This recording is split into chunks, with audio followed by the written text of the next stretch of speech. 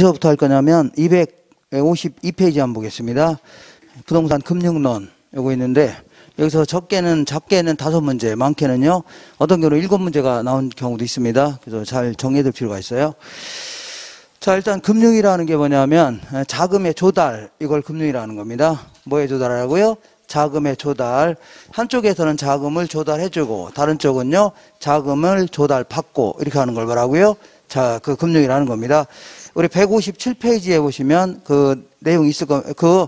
우리 들고 다니는 그 스프링 노트 있죠? 요거 157페이지에 있을 겁니다. 자, 이거 들고 다니면 안 되고 어떻게 하라고요? 남자분들은 끼고 다닐 필요 없습니다. 참고로. 여자분들만 끼고 쓸데없는 소리 했습니다. 자, 이렇게. 자, 이 사람은요, 자금이죠. 여유가 있는 자. 자금의 뭐라고요? 공급자다. 이 사람은요, 자금이 꼭 필요로 하는 자. 이 사람은요, 자금의 수요자. 이렇게 해줄게요. 자, 둘이 이제 친구입니다. 친구. 갑하고 을이 친구인데, 자, 갑이라는 사람이 을한테 가서 내가 이제 갈비집 하려고 하는데 내가 돈이 부족하다. 네가 3천만 원만 빌려달라 할 수 있죠? 이렇게 하면 이걸 대여해달라. 이렇게 해주면 되겠네요. 그러니까 이 사람 입장에서는 자금을 조달해주고 저 사람은요, 자금을 조달받고 이렇게 하는 걸요, 금융이라는 겁니다. 이런 식으로 재화나 서비스의 개입 없이 화폐만 왔다 갔다 하는 거 있죠? 이걸 뭐라고요? 금융이라는 겁니다.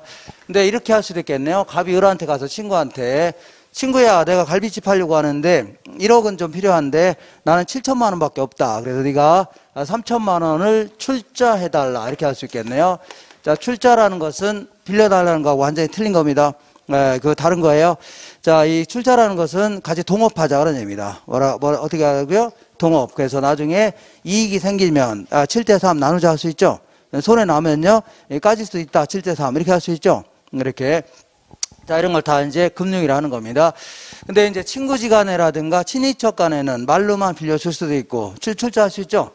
누나가 이제 갈비집 한다니까 내가 한 2천만 원 뭐 출자할 수 있죠. 그럼 누나가 알아서 나중에 이익 생기면 줄 거 아닙니까? 누나가 떼먹진 않겠죠. 그잖아요. 그래서 얼마든지 할 수 있는데 잘 모르는 사람한테 돈 빌려달라 하면 빌려줘요? 안 빌려주죠. 출자하면 얘 뭐 믿고 뭐 출자합니까? 그래서 최소한도의 어떤 뭐 신용도 좀 갖춰야 되고 때로는 담보도 잡힐 필요가 있죠. 그리고 증빙도 좀 갖춰야 됩니다. 이렇게 볼게요. 자, 돈을 빌렸을 때는요, 차용증서다 해서 종이에다가 내가 3천만 원 빌렸으니까 언제까지 갚겠다. 이자는 매달 얼마씩 주겠다. 이렇게 할 수 있죠. 이렇게 하는 걸요, 차용증서라는 거고. 그 다음에 돈을 출자받았을 때는요, 지분증서라는 거를 써줄 수가 있겠네요. 지분이라는 게 뭐예요? 소유자의 몫을 얘기하는 겁니다. 뭐라고요? 소유자의 몫. 이걸 표시하는 어떤 증서를 종이에다 쓸 수 있죠. 이렇게. 근데 이걸 유가증권의 형태로 발행할 수 있습니다. 우리 수표 같은 거, 어음, 수표 이런 거를 유가증권이라 하는데, 어쨌거나 증권상의 화폐적인 가치가 표창돼 있다. 이렇게 얘기합니다. 말이 좀 어려우니까 현금처럼 쓰일 수 있다는 얘기죠. 이런 형태를 뭐라고요? 유가증권이라 하는 겁니다. 그래서 돈을 빌렸을 때는요, 채권이라는 유가증권을 발행할 수 있습니다. 채권은요, 수표처럼 생긴 거 있죠? 여기다가 이제 불특정 다수인한테 이제 이걸 파는 겁니다. 그러면 사간 사람한테 돈을 빌린 겁니다. 그래서 나중에 증권상에는, 채권상에는 만기가 있죠? 이때 이제 갚겠다는 얘기입니다. 그리고 이자도 주겠다는 얘기죠? 이렇게 하는 걸요, 채권이라 하는데 이걸 아무나 발행하면 돼요? 안 돼요? 안 됩니다. 이거는 불특정 다수인한테 막 돈을 빌리는 겁니다. 그렇다 떼어먹고 도망가면 어떻게 할 겁니까? 그죠? 그러니까 상당한 정도의 공신력이 좀 있어야 됩니다. 주로 이제 국가라든가 지자체, 정부 투자기관이죠. 이 정도에서 발행하는 걸요, 공채 이렇게 표현합니다. 뭐라고요? 공채, 공공이 발행하는 채권이다. 그 다음에 회사도 이제 상장법인에 한해서 상당한 공신력이 좀 있어야 됩니다. 이런 회사들은요, 회사채를 발행할 수 있습니다. 그래서 이걸요, 회사채 혹은 뭐라고요? 사채 이렇게 표현합니다. 자, 그 다음에 이제 요거는요, 유가증권을 발행할 수 있는데 주권이라는 유가증권을 발행할 수 있습니다. 주권이라는 것은 주식을 얘기합니다. 주식.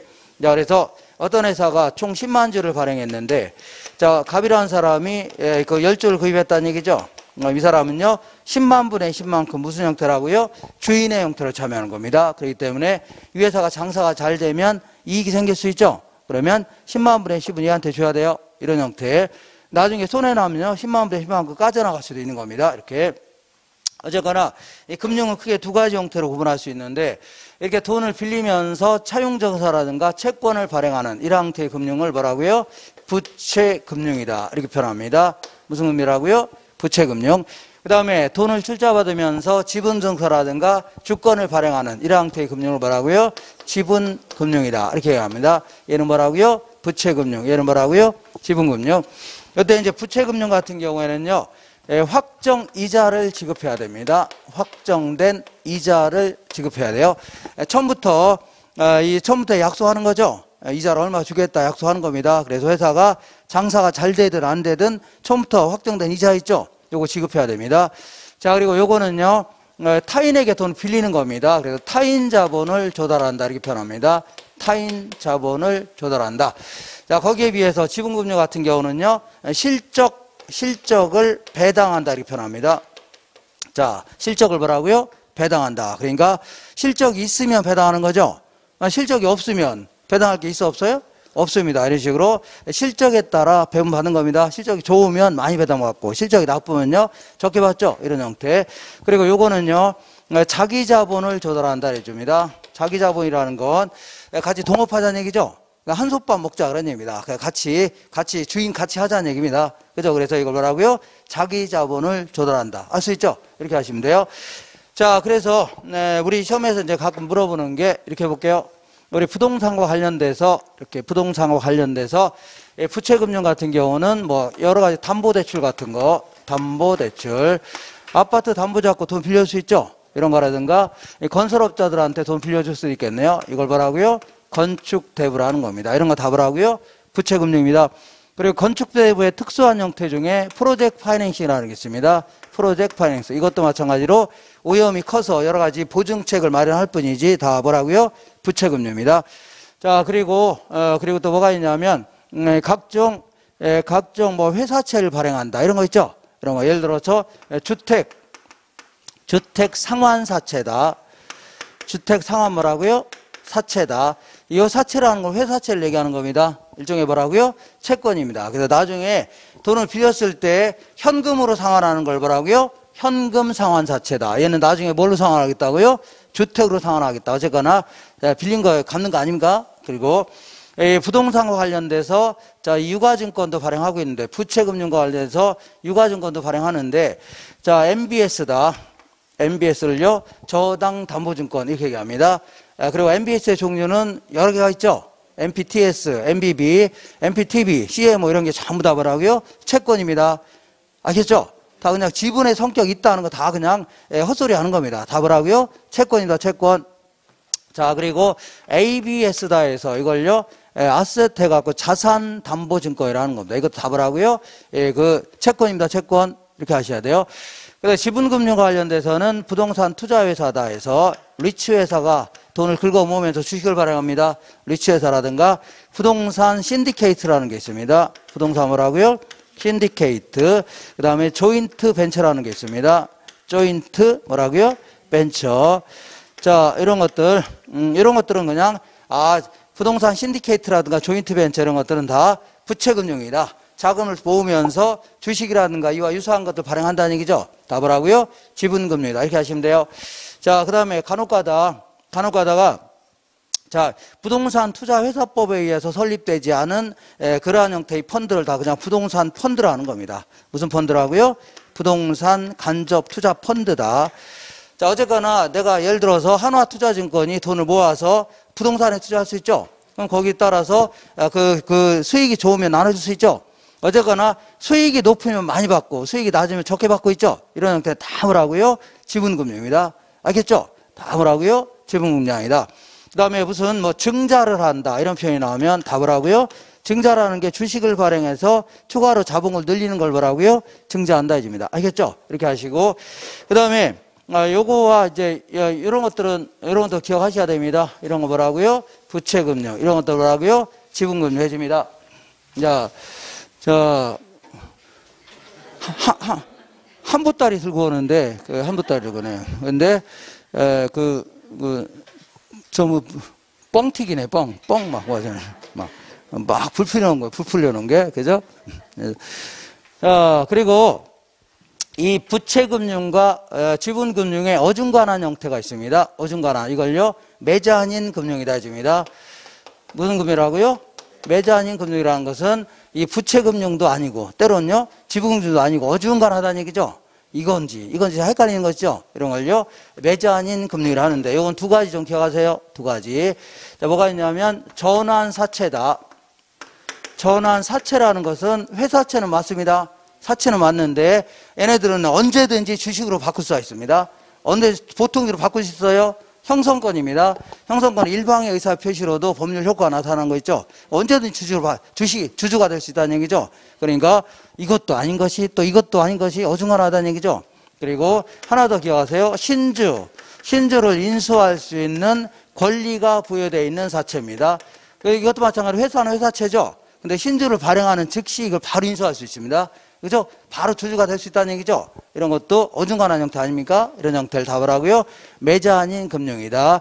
매자아니라는 표현은 1층과 2층의 사이, 어중간한 1층과 2층의 사이에 다락방 같은 거 하나 있을 수 있죠. 요거는 2층도 아닌 것이, 그렇다고 또 1층도 아닌 것이 어중간한 놈이죠. 이런 걸 뭐라고요? 매자아닌 금융이다. 이렇게 하시면 돼요. 자, 우리 268페이지 잠깐 갔다 올게요.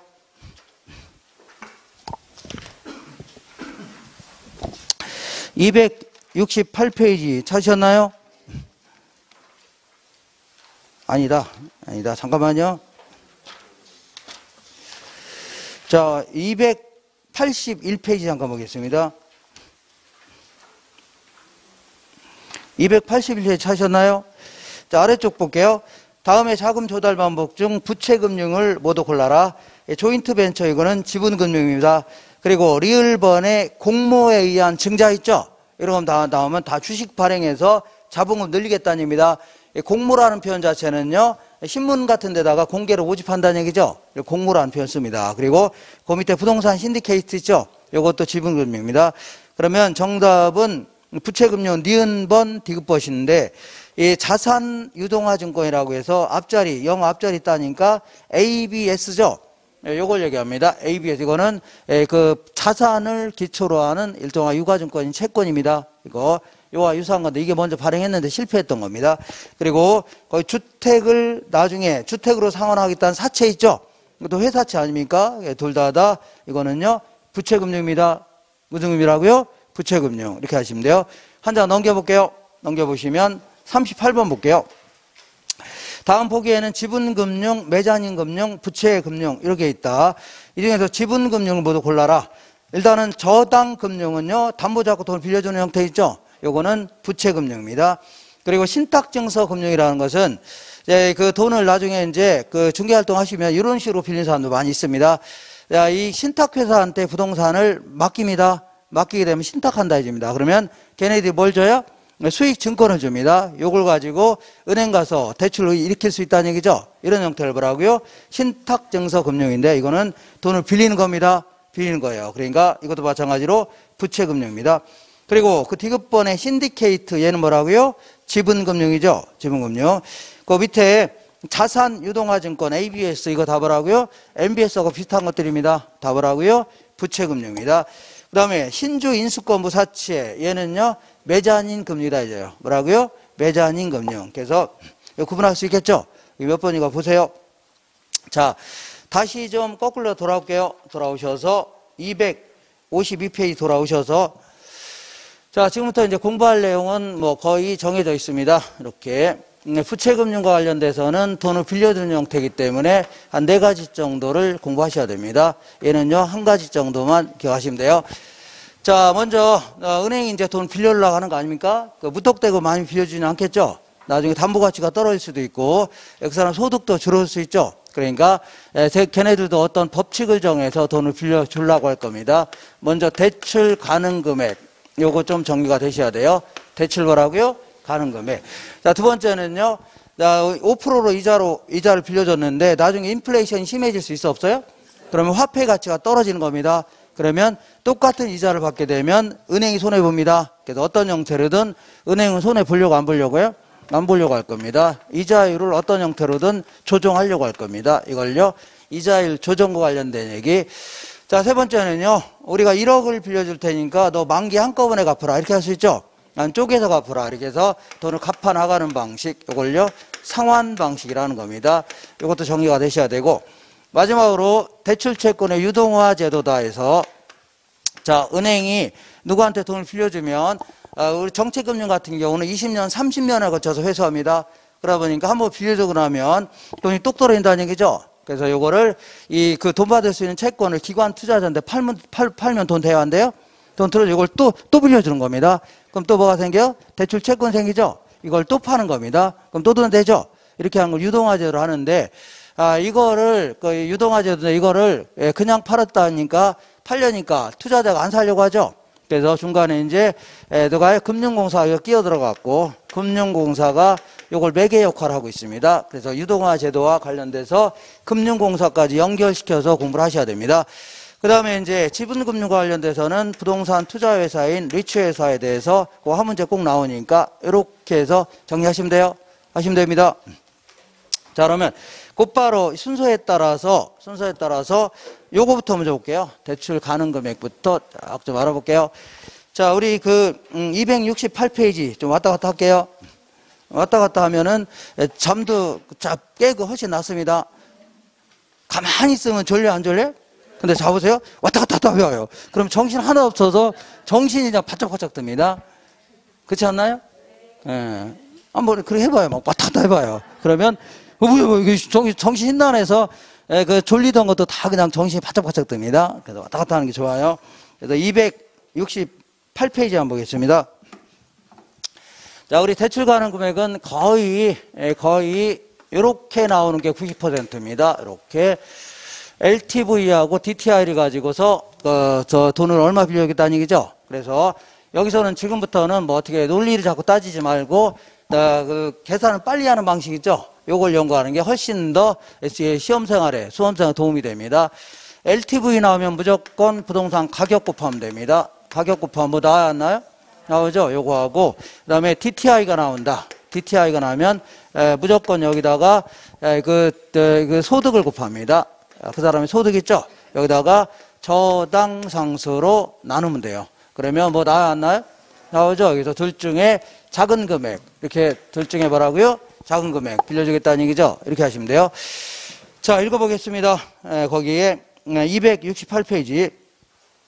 자, A씨는 이미 은행에서 부동산을 담보로 7천만 원을 대출받은 상태랍니다.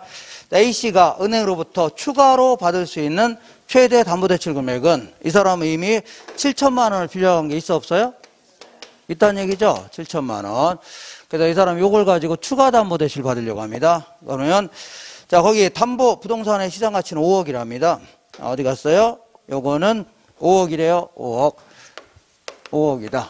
그 다음에 거기 보니까 연간 소득은 6천만 원이래요. 얘는 얼마라고요? 6천만 원이랍니다. 자, 그 다음에 거기 보니까 저당 상수는 0.1, 그리고 50% 40%입니다. 얘는요 0.1이고 LTV는 몇 프로라고요? 50%. 얘는 뭐라고요? 40%. 그러면 뭐 있어 없어요? 아무것도 없네요. 자, 그럼 둘 중에 작은 금액을 빌려주겠다 그런 얘기죠. 그러면 얘는요 25에서 2억 5천만 원입니다. 얼마라고요? 2억 5천만 원. 그리고 요거는요 46, 24에서 2,400이죠. 여기다가 0.1 나누면 0을 하나 더 붙이면 돼요. 2억 4천만 원이 되는 겁니다. 얼마라고요? 2억 4천만 원. 자, 둘 중에 작은 금액이 얼마라고요? 2억 4천만 원 아닙니까? 그래서 여기서 자, 이거 빼주면 되죠? 2억 4천 7천 빼니까 1억 7천만 원이겠네요. 1억 7천만 원이 추가 가능한 대출 금액입니다. 추가 가능한 대출 금액. 자, 이렇게 해서 자, 거의 이렇게 물어보는 게 90%입니다. 90%예요. 그래서 요거는 어떻게 암기하라고요? LG전자의 가격이 폭락하는 바람에 뒤에 있는 이 열이 받아요, 안 받아요? 받으니까 뒤에 있는 소나 뭐라고요? 조. 자, LG전자의 가격이 폭락하니까 열 받아요, 안 받아요? 받으니까 뒤에 있는 소 나누기 조. 뒤에 있는 소나 조. 이렇게 할 수 있죠? 이렇게 해서 암기하세요. 뒤에 있는 뭐라고요? 소나 조. 이렇게 재밌으니까 한 번 더 해볼게요. LG전자 가격이 폭락하니까 뒤에 있는 뭐라고요? 소나 조. 이렇게 해서 어때요? 마음에 안 들어요? 마음에 들죠? 그래서 근데 이렇게 물어보는 게 90%입니다. 그리고 5%는요. 이거 지워되죠? 5%는 이 사람이 요 담보대출을 위해서 나가는 돈 외에도 다른 부채가 있을 수 있어 없어요? 다른 요 아파트 말고 아파트 여러 채 있을 수 있죠? 그걸로 나가는 돈도 있겠고, 뭐 신용대출 받은 것도 있겠고, 상가 대출 받은 것도 있겠죠? 뭐 이런 거. 그럼 다른 대출 받은 게 있으면 어떻게 할 거냐? 그런 얘기인데, 다른 대출 받은 게 있으면요, 여기 지울게요. 그러면 그때는요, 다른 기타 부채가 있다면, 여기서 빼주면 됩니다. 여기서 뭘 빼줘요? 기타 부채로 나가는 이자 있죠? 요거 싹 빼주면 돼요. 이렇게. 자, 기타 부채로 나가는 뭘 빼주라고요? 이자 싹 빼주면 됩니다. 이건 할 수 있겠죠? 이렇게. 자, 한번 해볼게요. 자, 18번 보겠습니다. 18번. 자, 서울의 거주한 A가 다음같이 시중은행에서 주택을 담보로 대출받고자 한다. A가 받을 수 있는 최대 대출 가능 금액은 어쨌거나 대출 승인 기준은요, LTV는 60%, DTI는 40%입니다. 자, 요거는 60%, 요거는 뭘 말하고요? 40%래요. 자, 그 다음에 거기 보니까 두 가지 모두 충족해야 됩니다. 두 가지 모두 충족한다는 얘기는 둘 중에 작은 금액을 줘주겠다 그런 얘기죠. 그리고 A의 서울 소재 주택의 평가액이 5억짜리랍니다. 이거 얼마짜리라고요? 5억짜리래요. 그 다음에 거기 보니까 A의 연간 소득이 6천만 원이랍니다. 요거는 얼마라고요? 6천만 원. 그리고 그 밑에 보니까 자, 기존 사업자금 대출 받은 게 있는데 연간 1,200만 원의 부채를 상환하고 있다는 얘기죠.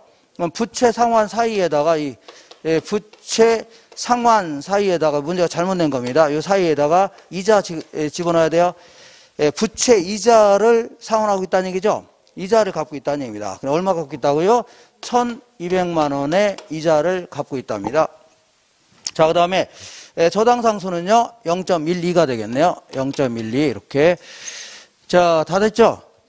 뭐 숫자가 다른 거 없죠? 그러면 계산하면 돼요. 5, 6, 30에서 얘는 얼마라고요? 3억입니다. 얘는 4, 6, 24에서 2,400이에요. 2,400에서 1,200 빼니까 그냥 1,200 나왔죠? 1,200 나누기 0.12 하면 1억 됩니다. 얼마라고요? 1억. 둘 중에 작은 금액이 얼마라고요? 1억. 이렇게 주면 돼요. 이렇게 해서 자, 이렇게 두 가지 할 줄 아셔야 돼요. 자, 이제 그리고 만일박 5% 하나 정도 물어본다면 요거는 한번 물어본 적이 있는데 또 물어볼 가능성은 별로 없어요.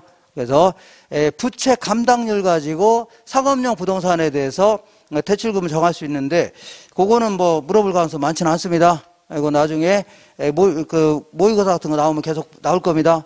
그때 한번 풀으면 돼요. 알겠죠? 지금은 요거 위주로만 잘 정리하시면 돼요. 할 수 있죠? 이렇게.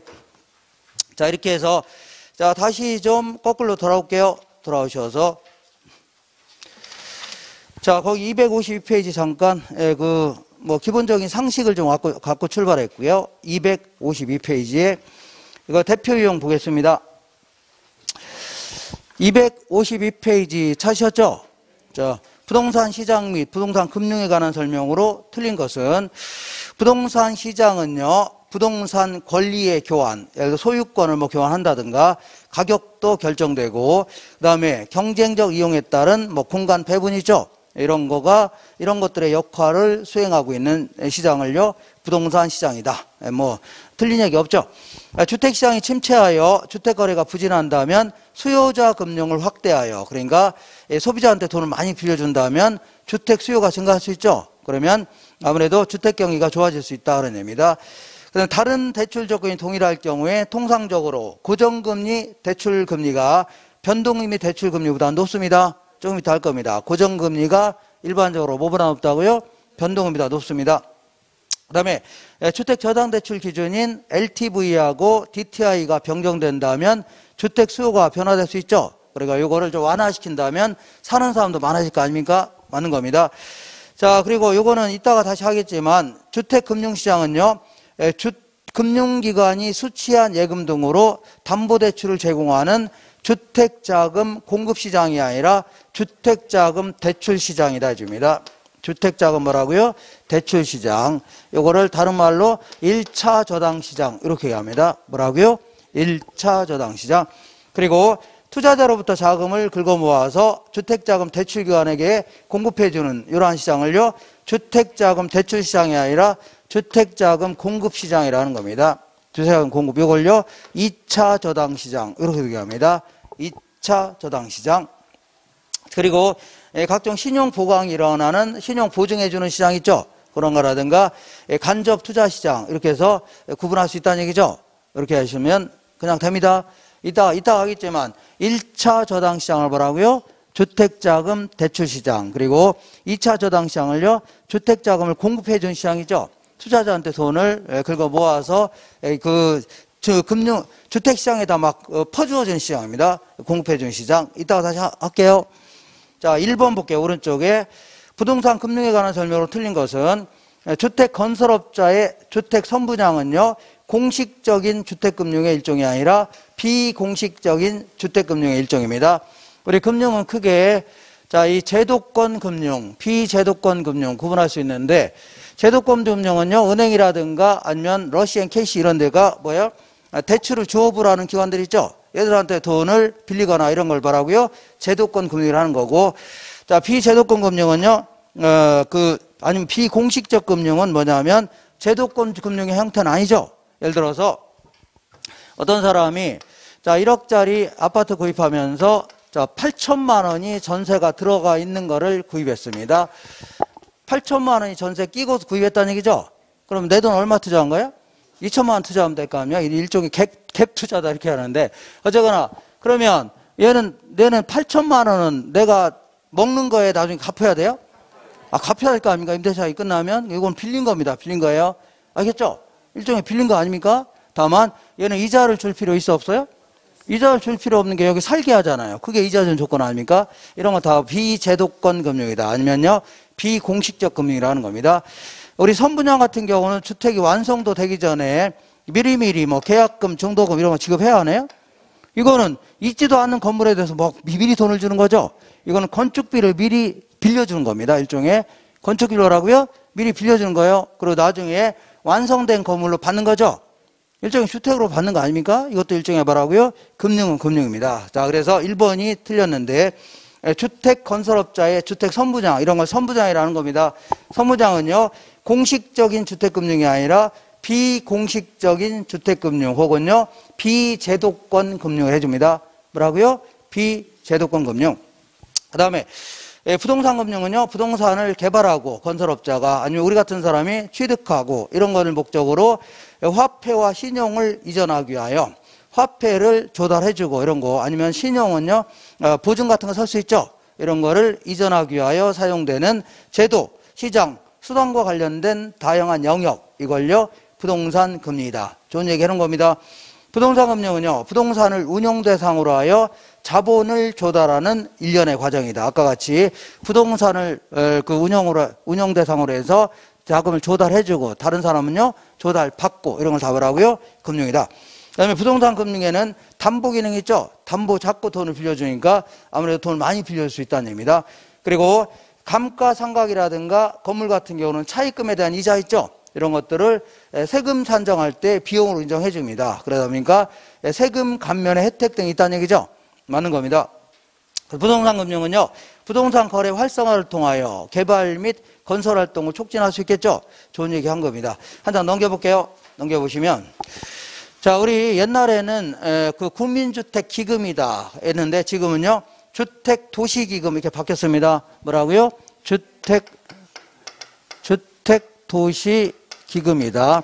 이거는 주로 어디서 돈을 긁어 모은 거냐면, 주로 이제 우리가 이제 아파트 같은 거 구입하게 되면 국민주택 채권 같은 거 있죠. 이거 구입해야 됩니다. 그러면 거기서 돈 생기는 돈이라든가, 아니면 우리 입주자 저축 같은 거 할 수 있죠. 주택 청약 종합저축 이런 거 가입할 수 있는 거 아닙니까? 그럼 돈이 들어와 안 들어와요? 거기서 들어온 돈이라든가, 로또 복권 사업 같은 거 하면 돈 들어오죠. 이런 거라든가, 공적 자금 투입해서 이게 나 긁어 모은 돈을 뭐라고요? 주택 도시 기금이라는 겁니다. 요거를 어디다 쓰냐면 두 가지 형태로, 주택 계정이라는 걸로 계정으로 운영하기도 하고, 도시 계정이다 이렇게 운영하기도 합니다. 자, 주택 계정은요 이렇게 하는 겁니다. 자, 국민주택 규모 이하가 돼야 됩니다. 뭐라고요? 국민주택 규모 이하의 주택을 구입하는 사람도 우리 같은 사람 구입할 수 있어 없어요? 아파트 구입할 수 있죠? 아니면 임차할 수 있어 없어요? 있죠. 이런 사람한테 빌려주겠다. 그리고 또한 국민주택 규모 이하의 아파트를 지어서 건설하는 건설사들 있죠. 이런 사람들한테 빌려주겠다입니다. 이 돈 가지고 빌려주는 겁니다. 그리고 자, 도시개정은요. 도시개정은 도시재생사업. 도시재생사업이 뭐예요? 도시재개발, 재건축 같은 거 있죠? 요거 할 때 여기는 사업자들, 건설사들한테 돈을 빌려주겠다는 의미입니다. 이거라고요. 도시개정이라는 겁니다. 그래서 어쨌거나 국민주택 규모 이해가 다 돼요. 전부 다. 5번 볼게요. 주택도시기금 법령상 주택도시기금 중에 주택개정의 용도가 아닌 것은 1번에 국민주택 규모 이하의 주택을 구입하는 사람들 아니면 임차하는 사람들 빌려주겠다는 얘기죠. 그리고 준주택이라는 것은 그 오피스텔이라든가 고시원 같은 걸 얘기합니다. 얘는 구조적으로 다 국민주택 규모 이하가 될 수밖에 없는 겁니다. 알겠죠? 무슨 고시원이 무슨 크게 지는 거 있어요? 방 한 칸씩이죠? 이런 거 생각하시면 돼요. 그래서 전부 다 이런 거 건설에 대한 융자라든가 준주택, 구입, 임차 또는 개량에 대한 융자 이것도 하고 있습니다. 그리고 5번에 국민주택을 건설하기 위하여 아파트 지으려면 대지 조성도 해야 돼, 안 해야 돼요? 그래서 이런 거 다 빌려주는 겁니다. 다만 4번이 틀렸는데 국민주택 규모 이상인 주택을 리모델링 하겠다는 얘기죠? 이건 안 됩니다. 어쨌거나 국민주택 규모 이하가 돼야 돼요. 이런 사람들한테 빌려주겠다 그런 얘기입니다. 할 수 있죠? 자, 이렇게 해서 정리하시고 자, 우리 노트에 다 있을 겁니다. 제가 거기다 적어놨어요. 앞부분에 국민주택도시기금. 자, 그럼 지금부터 이제 그 대출금을 이자율을 조정하는 거하고 대출금 갚아나가는 방식 있죠? 이거 좀 알아볼게요. 자, 256페이지에 메뉴에 대표형 있죠? 요거는 우리 끼고 다니는 노트는요. 어디가 있냐면 163페이지에 있을 겁니다. 어디가요? 163페이지에 딱 있을 거예요. 자, 여기다 한번 정리해 볼게요.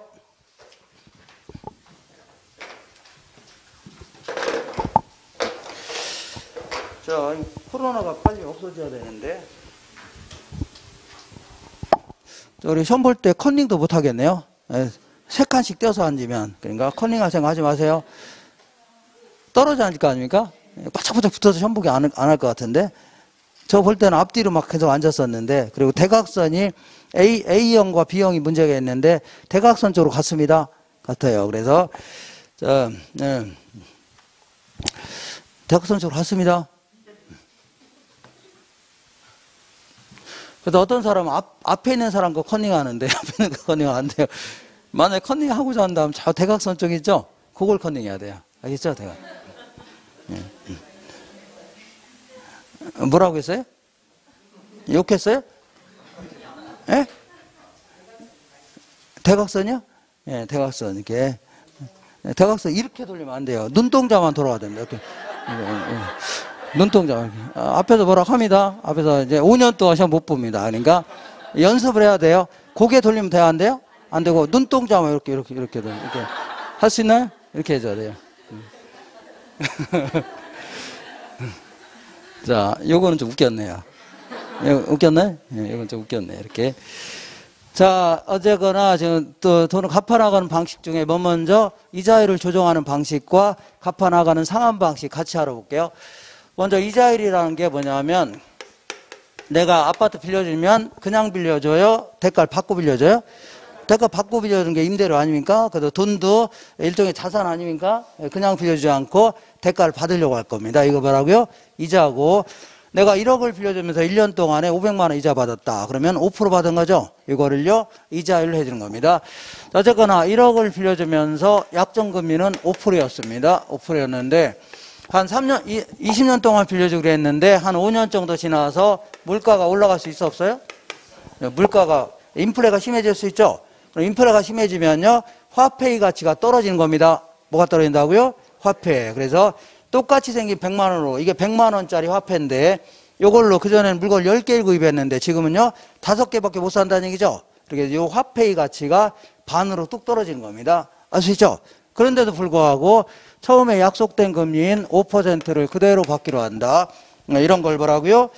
고정금리 제도 혹은요 고정이자율 제도를 하는 겁니다. 그러면 화폐가 자꾸 뚝 떨어졌는데 불구하고 똑같은 이자를 받게 되니까 은행이 손해봅니다. 누가 손해본다고요? 은행이. 그래서 은행을 대출자다 이렇게 얘기합니다. 누가 손해본다고요?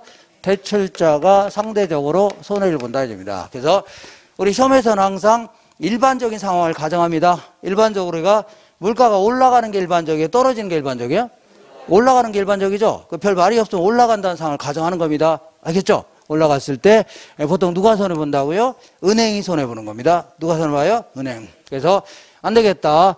원래 약정금리는 5%였는데 요걸 한 7% 올려받겠다는 얘기죠? 이렇게 하는 걸 뭐라고요? 변동금리 제도 혹은요 변동이자율 제도라는 겁니다. 그러면 자 요거는요 원래 인플레에 따른 손해를 은행이 봐야 되는데 이것들이 이자를 뭐 올리겠다는 얘기죠?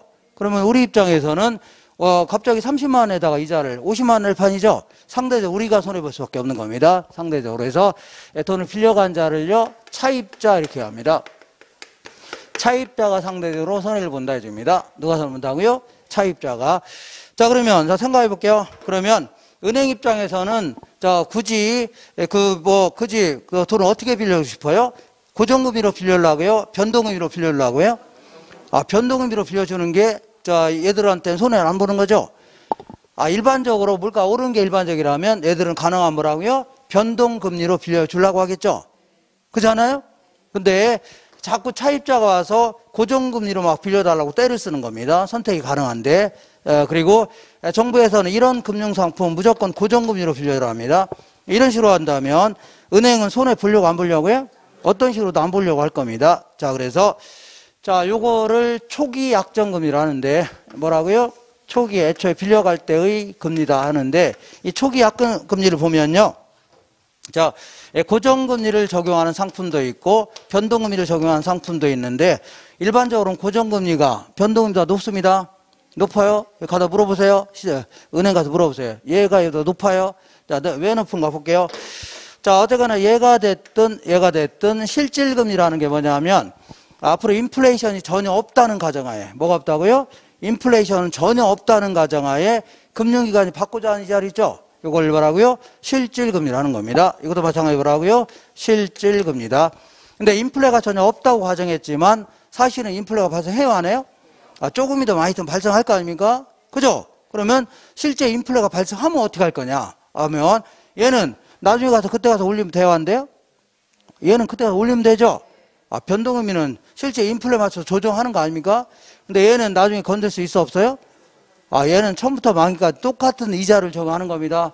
그죠? 그러니까 얘는 처음부터 빌려줄 때 매년 예상되는 보통 금리하면 1년간의 금리를 얘기합니다. 그래서 매년 예상되는 인플레이율이 있다면 이걸 더해서 정하려고 할 겁니다. 맞죠? 근데 얘는 그럴 필요 있어 없어요? 얘는 나중에 가서 올리면 되는 거죠? 인플레가 맞춰서 올리면 될 거 아닙니까? 그러니까 초기 약정금리는요 고정금리가 뭐보다 높다고요? 변동금리가 높습니다. 높아요. 자, 그래서 이 예상되는 인플레까지 반영한 거를요 명목금리 이렇게도 얘기합니다. 무슨 금리라고요? 명목금리다. 이렇게 해서 반드시 하시고 그 다음에 자, 이 고정금리와 관련돼서는 이 얘기가 좀 반드시 좀 정리하셔야 돼요. 그리고 변동금리와 관련돼서는요 이 얘기가 좀 반드시 정리가 되셔야 됩니다. 먼저 고정금리를 해갖고 7%로 돈 빌려줬습니다. 자, 빌려줬는데 20년 동안 빌려줬는데 한 3년 정도 지나서 시장 평균 고정금리가 5% 내려갈 수 있어 없어요? 내려갈 수 있죠? 그죠? 그러면 3년 전에 돈 빌릴 때는 고정금리가 7%였는데 지금은요 요즘에 빌릴 때는 얼마라고요? 5% 내려갈 수 있는 겁니다. 알겠죠? 그 전에 비해서. 그러면 변동금리 같은 경우는 시세에 맞춰 내려갔겠죠? 근데 고정금리는 내려가지는 않겠죠? 7% 계속 납부해야 될 거 아닙니까? 맞아요? 맞죠? 자, 그러면 차입자 입장에서는 어떻게 하다가 7%로 빌리기로 했는데 이거 지금 지금 시장금리가 내려갔어 안 내려갔어요? 내려갔죠? 그럼 앞으로 17년 동안에 7%를 계속 납부하려니까 열이 받아 안 받아요? 받고 있는데 때마침 다른 은행에서 문자 온 거죠? 비싼 이자 있으면 갚아주겠다. 에라 부르겠다. 하나은행에서 돈 빌려서 갚으려고 하겠죠? 이렇게 이거를요 조기에 상환한다 해줍니다. 어떻게 상환한다고요? 조기에 상환한다. 자, 옷을 팔았는데 20일 내에 가져오면 그대로 그 환불해 준다고 했는데 19일째까지 가만히 있다가 20일째 와서 바꿔달라고 하면 열 받아요 안 받아요? 옷장사 입장이 월 받을 거 아닙니까? 만지작거리고 막 입어보고 또 이럴 수가 아닙니까? 자, 그래서 이것도 마찬가지로 안정적 수익 얻으려고 고정금리로 빌려줬더니 얼마 안 있다 갚았다는 얘기죠? 이거를요, 은행 입장에서는 조기상환 위험이라는 겁니다. 뭐라고요? 조기상환이요. 자, 이런 걸 줄일 수 있는 방법은 뭐 간단히 해결할 수 있죠? 너 왜 만기까지 빌려 가놓기로 해놓고서 일찌감치 갚았냐? 이건 약속 위반이다. 우리는 벌금 부과하겠다 할 수 있죠? 조기상환 수수료 이런 거 부과하면 됩니다. 반대로 시장 평균 고정금리가 9% 올랐다고 치자. 그러면 이번에 거꾸로 은행 입장에서 볼게요. 은행 입장에서 어떻게 하다 보니까 7% 빌려줬죠? 근데 이걸 당장 다른 사람한테 빌려주면 얼마라고요? 9% 높은 이자를 빌려줄 수 있죠? 만약 변동금리 위주로 빌려줬다면 금리를 계속 올렸겠죠? 시장에 맞춰서. 그러면 이런 경우에는 돈을 빌려준 은행 입장에서는 죽쓰고 있는 겁니다.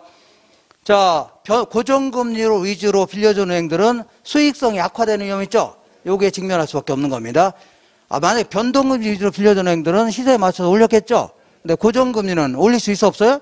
없잖아요. 그러니까 결국은요, 그 은행들이 고정금리로 빌려준 은행들은 수익성이 악화되는 위험에 직면할 수밖에 없죠. 이 부분을 뭐라고요? 이자율 위험이라는 겁니다. 무슨 위험이라고요? 이자율 위험. 이렇게 정리하시면 돼요. 되셨죠? 자, 그 다음에 자, 우리 변동금리는요, 실제 인플레에 맞춰서 변동되는 거 아닙니까? 그래서 우리나라에서 주택담보대출에 대한 변동금리는요, 이렇게 적용합니다. 주택담보대출에 따른 변동금리는요, 이렇게 기준금리에다가 뭘 더해서요? 가산금리라는 거를 더해서 정합니다. 이렇게 기준금리에 뭘 더해서요? 가산금리 더하는데, 어쨌거나 요 기준금리가 실제 인플레에 맞춰서 계속 변동되는 겁니다. 거의 맞춰서 금리를 변동시키라는 얘기죠. 근데 요거는요, 지네들이 대출 시점에 정하는 겁니다. 지네들이 대출 시점에 정하는데, 은행이 있다고 치자. 은행은 우리한테 예금 받아요, 안 받아요? 예금 받죠. 그래서 예금 받아서 이런 걸 돈을 그냥 금고에 놓고 있는 건 아니겠죠? 대출해 주는 겁니다. 이렇게. 자, 요거를요, 자금을 조달한다. 얘를 뭐라고요? 자금을 운영한다 해줍니다. 근데 이 예금 금리는 5%였는데 대출 금리도 5%다. 그러면 자, 은행은 남는 게 있어 없어요? 너무 은행이 뭐 자선사업가입니까? 그래서 얘는 이렇게 빌려주지 않고 빌려줄 때는 한 3% 더 붙여서 빌려주겠죠? 요 3%를요, 은행 마진이다 해줍니다. 은행 뭐라고요? 마진. 자, 이거를 더 유식한 표현으로 이걸요, 이거 부가가치 이렇게 표현합니다. 뭐라고요? 부가가치. 생산 및 유통 과정에서 더해진 가치 이런 거 뭐라고요? 부가가치 이렇게 표현합니다. 자, 이거는 뭐 우리가 정하는 게 아니라 지네들이 정하는 겁니다. 누가 정한다고요? 지네들이 정하는 거고. 그리고 요거는 이 담보대출은 단기 대출이 아니라 장기 대출이죠. 그러기 때문에 나중에 담보가치가 어떻게 될지 알아요, 몰라요? 아무도 모르는 겁니다. 그래서 그리고 그 사람이 소득도 나중에 노숙자 될지도 모르는 거죠. 그러니까 그 사람의 신용도 좀 감안합니다. 단기 대출이 아니라 장기 대출이기 때문에 그 사람의 신용이 있습니다. 신용. 1등급에서 몇 등급이라고요? 10등급까지 이게 점수를 매겨놓은 게 있습니다. 그거 맞춰서 조정합니다. 요거는 대출 시점에 지네들이 정하는 거고, 요거를 어떻게 한다고요? 일정 기간마다 요걸 가지고 이제 변동식으로 하고 있는데, 과거에는 주로 이제 은행들이 취급하는 양도성 예금서 서 있죠? 이걸 CD로 하는 겁니다. 이런 게 있습니다. 이 CD 금리를 기초로 해서 평균 낸 거 있죠? 금융투자협회도 평균 낸 거, 요걸 기초로 해서 일정 기간마다 조정해 나가라. 이렇게 했었습니다. 근데 요즘에는요, 은행들이 취급하는 모든 금융상품 있죠? 요걸 취합해서 평균 나가는 그 이자 있죠? 요걸 기초로 해서 만든 게 코픽스라는 겁니다. 뭐라고 한다고요? 코픽스. 이거는 은행연합회에서 이거를 다 산출해서 올려놓습니다. 홈페이지에 올려놔요. 그럼 일정 기간마다 요걸 가지고 이거 조정하는 겁니다. 알겠죠? 이렇게.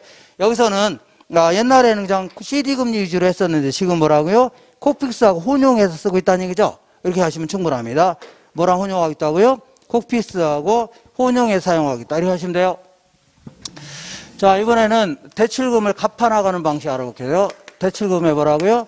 상환 방식이다 해줍니다. 상환 방식. 이렇게. 자, 대출금의 상환 방식은요, 이렇게, 자, 그림이 머릿속에 딱 들어와야 돼요. 자, 1년, 2년, 3년, 4년. 이렇게. 자, 요거는 크게 이제 상환 방식은 크게 몇 가지가 있다고요? 세 가지가 있는데 요거는 해마다 물어봅니다. 해마다 두 문제 물어봅니다. 요즘에는 하나는 말로, 하나는요 계산 문제 물어봅니다. 계산 문제. 자, 이거를 상환 방식이다 이렇게 대출금이 뭐라고요? 상환 방식이라는데, 자, 먼저 얘는요. 자, 우리 돈을 빌려줄 테니까 원금을 매기 똑같이 해서 갚아나가라 이렇게 하는 거 뭐라고요? 원금 균등상환 방식이다. 그 다음에 우리가 돈을 빌려줄 테니까 원리금 합계액을 똑같이 해서 갚아나가라 이렇게 하는 걸요 원리금 균등상환 방식이라는 겁니다. 그 다음에 요거는요 체증식, 체라는 게 점점이라는 뜻입니다. 점점 늘려나가는 얘기죠. 이걸 다른 말로 점증식, 똑같은 표현입니다. 점점 갚는 돈 늘려나가라는 얘기죠. 이걸요 체증식, 얘는요 원리금을 똑같이 하라, 얘는요 원금을 똑같이 갚아나가는 얘기죠. 이렇게. 자, 그래서 요 그림이 머릿속에 들어와야 됩니다. 그림. 그림. 자, 우리가 10,000원을 빌려주겠다. 얼마 빌려주겠다고요? 10,000원을 빌려줄 텐데, 돈을 1년에 한 번씩 갚으랍니다. 몇 년에 하고요? 매달 갚으면 좀 복잡하니까 1년에 한 번씩 갚으래요. 그리고 1년에 한 번씩 갚을 때 이자도 같이 납부하랍니다. 뭐라고요? 이자 납부하는데 1년간의 이자율은 10%래요. 몇 프로라고요? 10%. 자, 편의상 1월 1일 날 빌려줄 테니까 매년 말에 갚으랍니다. 아시죠? 그리고 이자율은요, 고정금이랍니다. 무슨 금이라고요? 고정금이. 그러면 원금 균등은요, 원금을 매기 똑같이 갚는 거죠? 자, 원금을 똑같이 갚는 거 아닙니까? 그러면, 자, 10,000원 나누기 4 하면 되죠? 그러면 얼마씩 갚으면 돼요? 2,500원씩 갚으면 될 거 아닙니까? 2,500원, 2,500원, 여기는 2,500원. 이렇게. 자, 요거 이제 옛날에는 요 사이가 이제 약간 금이 보였는데 지금 아예 안 보입니다. 그래서 요렇게 잘 보면 여기 선이 그려있어요. 이렇게 선이. 자, 보세요. 이렇게 괜히 그거 찾았다가 더 헷갈려요. 이렇게. 자, 그래도 딱 이게 얼마씩이라고요? 2,500원씩 아닙니까? 딱 2,500원씩. 요것도 얼마라고요? 2,500원. 2,500원, 2,500원. 갚는 거죠? 이자는 항상 원금 중에 남아있는 금액이 붙는 겁니다. 그러니까, 자, 10,000원을 빌려줬으니까 1년 지났어, 안 지났어요? 그러면 내가 아파트 빌려줬으면 1년 동안 썼으면 1년치 임대료 내야 되죠? 막 6개월밖에 안 썼다고 6개월만 받아야 될 거 아닙니까? 그런 식으로. 그러니까 1년 지났죠? 1년치 이자 내야 됩니다. 10,000원에 대해서 1년 이자가 얼마라고요? 1,000원이 되겠죠? 1,000원 맞아, 안 맞아? 맞아. 1,000원 이자를 내야 됩니다. 1,000원. 자, 두 번째를 볼게요. 두 번째는요, 10,000원에서 얘 갚았어, 안 갚았어요? 7,500원 남았죠? 7,500원에 대해서 1년 지났으니까 750원 이자 돼야 됩니다. 자, 3년째는요, 10,000원에서 얘도 갚았죠? 그러니까 이자는 이제 점점 줄어듭니다. 점점 줄어들고, 자, 원금은요, 매년 어차피 똑같이 갚는 겁니다. 이런 식으로 갚아나가는 걸 뭐라고요? 원금 균등상환 방식이라는 겁니다. 원금 균등. 자, 이번에는 원리금 균등 알아보겠습니다. 원리금 균등은요, 이렇게 해보겠습니다. 이렇게.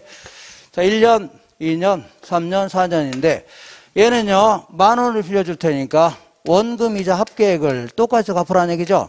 이때는요, 이 저당상수라는 공식이 있습니다. 요거 곱해줘야 돼요. 무슨 상수라고요? 저당상수인데, 연금의 현가계에서의 역수입니다. 뭐 역수라고요? 연금의 현가계수라는 게 있어요. 이거 역수입니다. 그래서 이 사례를 그대로 집어넣으면 정확히 나옵니다. 정확히 3,155원 나옵니다. 예전에 어떤 사람이 이거 어떻게 나온 숫자예요? 그래서 제가 공식에 집어넣어서 계산했습니다. 3,150원 정확히 나옵니다.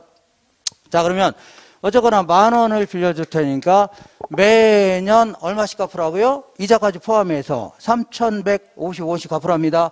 여기서 주의할 거는, 자, 요거는 합치니까 얼마라고요? 3,500원이죠? 그러니까 얘보다는 작게 출발합니다. 얘보다는 뭐라고요? 작게. 1년, 그 다음에 2년, 그 다음에 3년, 4년인데 얘보다는 작게 출발한다고 했죠? 요 정도 하면 되겠네요. 이 정도. 이렇게. 이게 얼마씩이라고요? 3,155원씩입니다. 얼마씩이라고요? 3,150원. 이게 똑같은 금액들입니다. 이게 얼마씩이라고요? 3,155원씩. 이렇게. 자, 요 3,155원에는 원금도 있고 이자도 있어 없어요? 이자도 있는 겁니다. 자, 굳이 원금과 이자로 쪼개보겠습니다. 첫 해는 갚은 돈 있어 없어요? 없죠. 그러니까 10,000원에 대해서 1,000원의 이자를 내야 되는 겁니다. 이자가 얼마라고요? 1,000원. 그리고 항상 여기서 이자 뺀 나머지 있죠. 이게 바로 원금 상환액입니다. 그러니까 원금 상환액이 얼마라고요? 3,150원이라고 했죠. 여기서 1,000원 빼니까 2,150원. 2,150원. 이게 바로 원금 상환액. 자, 두 번째 예를 볼게요. 두 번째는 10,000원에서 얘 갚았어, 안 갚았어요? 갚았으니까 7,845원 남았죠? 7,845원에 대한 이자 785원의 이자가 딱 붙는 겁니다. 그리고 나머지는 항상 여기서 이자 뺀 나머지 있죠? 여기 이제 원금 상환액이 되는 겁니다. 2,370원. 이렇게 식으로 갚아나가도록 만든 공식이 저겁니다. 자, 3년째는요. 10,000원에서 얘도 갚았죠?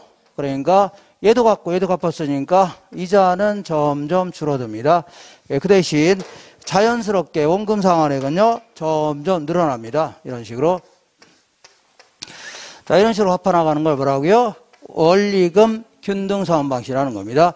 자, 얘는 이자가 줄어든 대신에 원금은요, 늘어납니다. 이렇게 하시고.